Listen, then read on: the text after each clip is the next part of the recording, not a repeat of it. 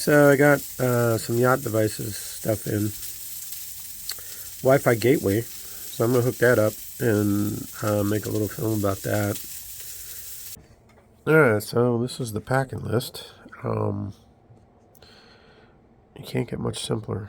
Little tiny manual. I'm sure there's a PDF online. I actually read the little manual. Paperclip, which you'll find your book paperclipped open to a page. I thought that was relevant. It's not. Don't worry about what page it's open to. It's the paperclip that's relevant. So this is your Yacht device. It's a Wi-Fi gateway, NMEA 2000 to Wi-Fi. Has an LED, has a little hole. That's where the paperclip's used if you want to reset everything. Look at that. So this device is, gosh, it's small. I mean, look, size of my thumb maybe. It's got a gateway in it to convert the NMEA into Wi-Fi. It's got servers in it. It's got a web server in it. It's got a Wi-Fi protocol in it. I mean, it's an amazing little device. So this end is for your NMEA 2000 cable. Now, unlike most devices, you just plug them in. And as this one explains in the manual, it's low power Wi-Fi, 60 feet, roughly. So we actually want to make sure we place this in a good place. Don't stick it behind something metal. Don't stick it in a bad Wi-Fi spot, because you're going to need to connect to this. Okay, it's going to have its own Wi-Fi. It's going to come up right there. The SSID YDWG. Your basic password. So I thought about it. I thought, okay, yeah, I want to do that, but let me put this into a spot that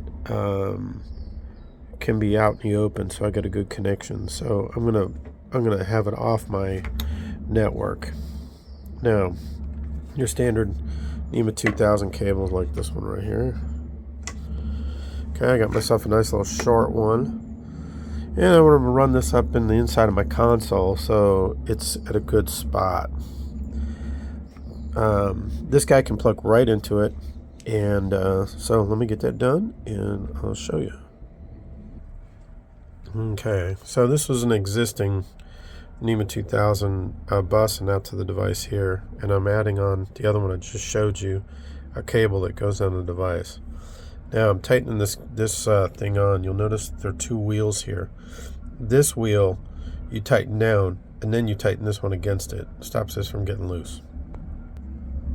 Then at the end of your bus, because NMEA 2000 is really kind of like a bus network, you have to terminate it. So this is a terminator. I'm going to put that on the end.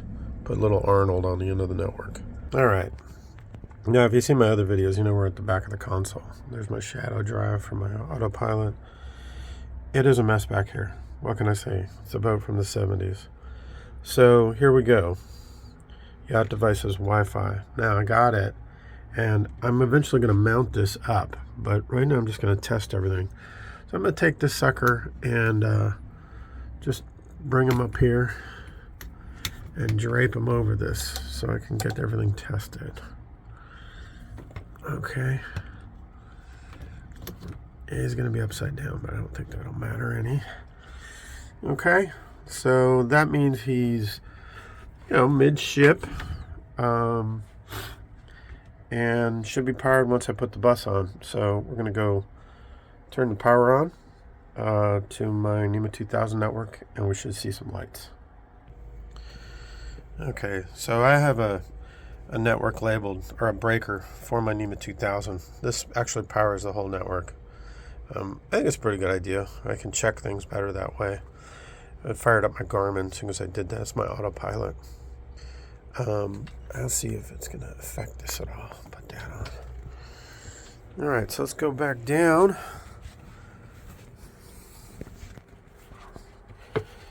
And we're going to look for the LED on the bottom to be flashing. And we are getting flashing.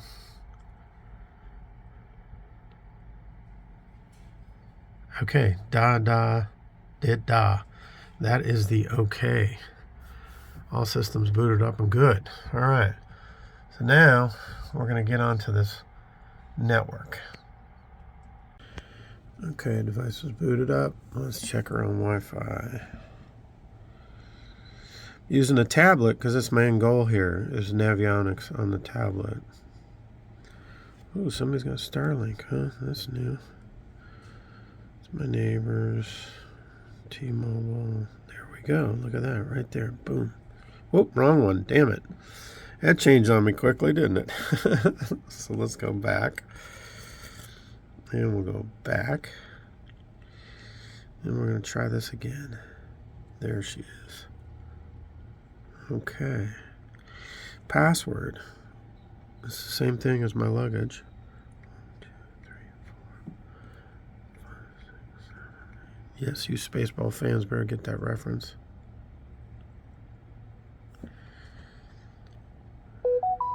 Okay, waiting for Wi-Fi. Yeah, that's nothing to do with us. Internet may not be available, of course. Connect. Yes, always connect. Let's do that, just for the heck of it. Okay, so we are now connected to the device on Wi-Fi. So what do we do next?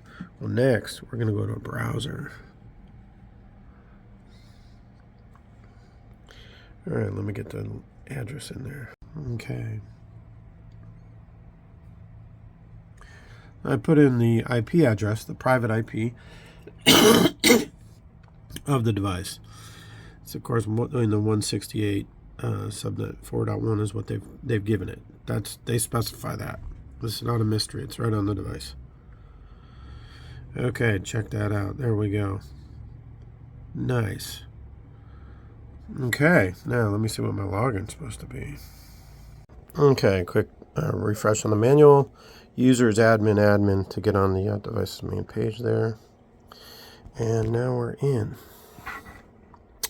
So I'm going to look through this and see how I can better set it up on the UDP for the Navionics.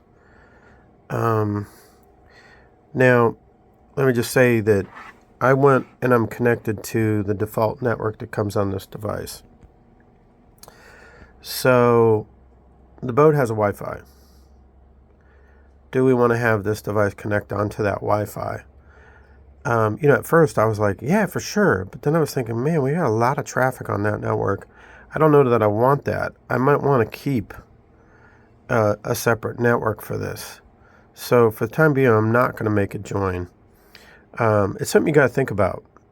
Like my main Wi-Fi has got Netflix and, all kinds of stuff running across it. TV stuff, probably telephone stuff, my computers. So this little device can hit most of my boat. My boat is about 47 feet, so it's not a problem. I might just hang with this for now and leave it on theirs. They do recommend changing the password, of course, because it's got the Spaceballs password on there. And then other than that, that's kind of your infrastructure setup. I normally navigate off this tablet with Navionics. So my goal here by using the Yacht Devices is to basically make my tablet my console. Okay, so I want my gauges. I want everything to be able to show up inside this tablet. I have an older boat. I don't want to have to redo all these old gauges, but I do want to tap into them and get them on my tablet.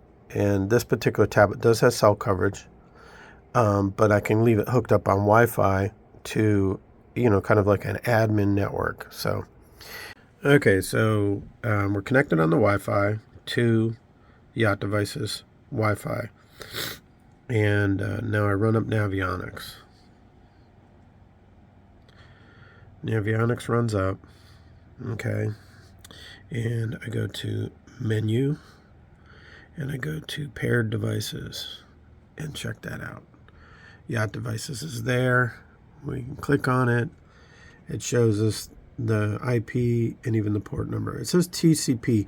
Now, I have to look into this because Yacht Devices recommends UDP. So we'll see if I can figure that out and changing that around. This is more optimal, which makes sense. There you go. Now, how do we get all the other data in there? Well, I would assume this is going to be good for my GPS and everything like that. Like, this will help navigation so much. So, all right. So according to the micro manual, which I appreciate, I shouldn't make fun of it. It's actually quite good. If you're going to be using Navionics, it's on page 19. It says, to use the gateway with the Navionics boating app, no settings are required in the app, but some changes are required in the gateway configuration. UDP port 2000 NMEA 0183 data protocol. Now, it did connect on TCP already. We saw that. I don't know that's working, but I went ahead and clicked on server 2 and set up UDP 183 port 2000 direction bolt. They didn't actually tell me. And then you hit update. And once you say update, you'll see at the top of the thing, it'll say server updated. Okay, so this is getting us a little bit closer to some good data. Okay, now that we made those changes and added a server for UDP, I go back into Navionics on my trusty console tablet. And it's just a Samsung tablet. I think it's like a 9 or a 10 or something like that. Can't keep up with them. So I'm in menu, paired devices. And now check that out. Got a whole nother thing. Digital Yacht. Receiving data. A minute ago it said receiving data for AIS. External GPS receiving data. That is big for me. Why? Because the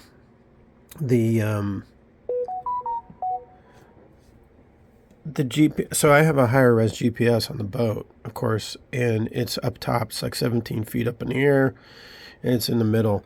This little tablet has a GPS in it, so it reads that for Navionics. Now it's going to read from my proper source, which is on the boat, which is great because then I really know where I'm at. I used to have about a 5 to 6 foot difference from where I was usually at. And that can make a difference if you're about to go to ground. You know, you got to make sure. So I don't know why it shows up separately, but it's got to be related. There we go. AIS receiving data because I have my AIS receiver on. Sonar receiving data. So everything clicking right there. So that's good. Let me play around with this and see if we can see stuff on there. All right, well,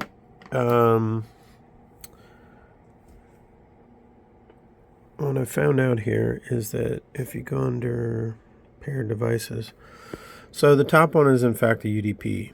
The bottom one is the TCP. I've been watching it, and when I just had it on UDP, this would come and go. So I wasn't quite sure why that was happening. I put the TCP server back on. So if you remember, back on the website, there's server 1, server 2. I set up a server 2 for UDP. Once I did that, the top one showed up. I turned off the TCP. This one went off. But then this stuff wasn't coming in consistently. I don't know. I'll look into that. But I do know we're hooked up, because check it out. Right there. The 6.8 feet. That is location of my depth gauge, about 2 feet under the water. And my GPS location now, I forget how I get that on here, but I did check it. Maybe it's under menu. Yeah. Right up here at the top now matches exactly over here with my mapping and with my radio. So they're all sharing, which is really cool. These guys are hooked together on the NMEA 2000 network, so I expect that. But now to have this wireless tablet using the proper GPS and to be getting depth data, which seems to show a fish icon too, is pretty cool. Now the Navionics, if you're aware of Navionics, it has this ability to do sonar recording. So I turned on the live stuff and it started recording it. That was pretty cool. But what I'm not seeing, and I'm trying to figure out why, is I haven't seen my AIS data report on here yet. It says it's receiving it. I know I have neighbors with me that have AIS on. You know, a lot of people leave it on accidentally. So I see it on the radar. I just haven't set it up here yet. But this alone, just getting the depth and getting the GPS right, for me, is worth the price of this device, honestly. I think the device was 100 something. And that alone makes a huge difference. Now I'm going to put the tank monitor yacht device on and see if I can get tanks, which would be great, because up on my flybridge, I am not able to see my tank stuff. I have to call to my first mate down here and have her read them out to me. But so far, so good. So if you want to use their web gauges, which is over up under here, web gauges, you'll notice in this window it says you can figure up to 3. Web gauges require server number 1 to be in 0183 protocol. So I went ahead and changed that here, updated, and now the web gauges are giving me live data. Pretty cool. And then, so I don't have any RPM data in my NMEA 2000 network, so I don't expect anything to show here. But then I go to the other page and I'm seeing live data. There's my position. Look at my depth, 4.36. That's from the bottom of the sensor. Sensor's 2 feet underwater. And it seems to be giving me a sonar profile, which is really wild. And then I did the whole add thing and added a fuel tank, because I'm going to be doing 2 fuel tanks. So I wanted to see that there too. So potentially, you could use the web server to look at the stuff you need to look at.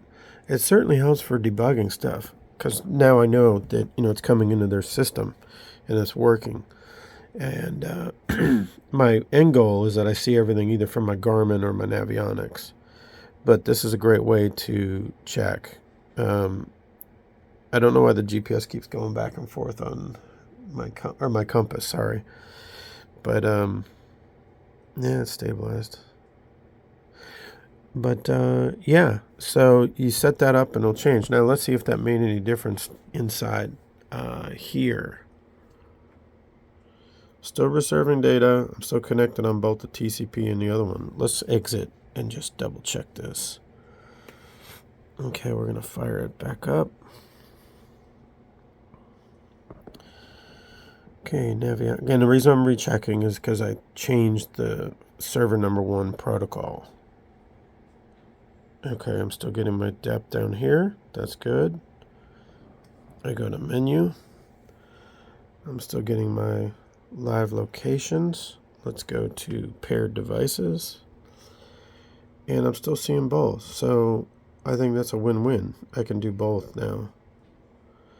Now it's interesting. Now the Yacht Devices shows differently. It's showing that I'm getting both. Well, maybe I don't need both servers then. Anyhow. All right, after playing around a little bit with the Yacht device and the servers, I've come up with just running server 1 as a TCP, a 183 protocol, a port 1456 set to both, which is what the recommendations up here to get the web gauges going. So after playing around with this, I think the way to look at this is how are you going to use this device in your setup? If you have Navionics on a tablet, this will work.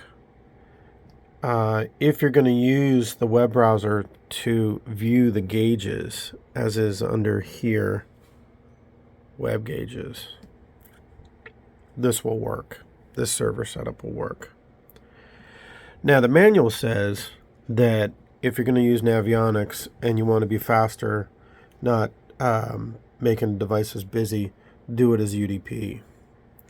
Now, as an old programmer, I can fully appreciate that. TCP is going to establish a connection. UDP is going to be broadcast. UDP is going to be better for network traffic. More devices are going to be able to read it at the same time. So that's really good. But the connection's going to give you the assurity that, you know, you're going to see this stuff, or it's going to break the connection and reestablish. I found that the TCP works on both, and I'm not seeing a performance issue. So for now, I'm going to stick with that.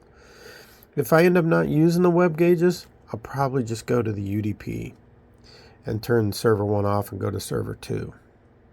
I'll have to test it and go back and forth. But this is the basic setup that allows me on a Wi-Fi tablet, okay, running the Yacht devices connected to the NMEA 2000 to be able to use Navionics and to get pretty much the navigational stuff that I need. So I'm very happy with that. If I really want to push the web gauges, then I could stick with this setup or just go to the UDP. I also run a Garmin, and the Garmin allows me to see the gauges on there. So I don't think I'm going to use the web gauges, but I'm not going to say no yet. So anyhow, back to the setup of the servers. Remember, these servers are running within that tiny little device. The port is the port it's going to connect on TCP, and this one was already set, but it was set to raw, and Navionics didn't break out the difference until I changed that to the protocol. All right, so decide what you want to do with your data, and then based on that, you're going to change this server setup to what's going to be the most effective. Right now, I'm not seeing any speed problem, so I'm sticking with this because it fits both my functions. All right, I think I've got everything working right. With this little device, Yacht Device Wi-Fi NMEA 2000 bridge, I'm now running Navionics on my tablet. I'm getting my depth gauge. I'm getting my accurate GPS, which comes off my high res at the top of the boat. Very happy about this. And then on top of that, I'm getting my AIS information now. And I think I had it set so my warning was too small. So look at that. I see Mia Moore 2 at the other marina. So overall, fantastic. Love it. What a great thing to add in very easily. I hope you have the same success. If you don't, give me a holler in the comments, and would very much like the like and the join, subscribe. Appreciate it. Thank you.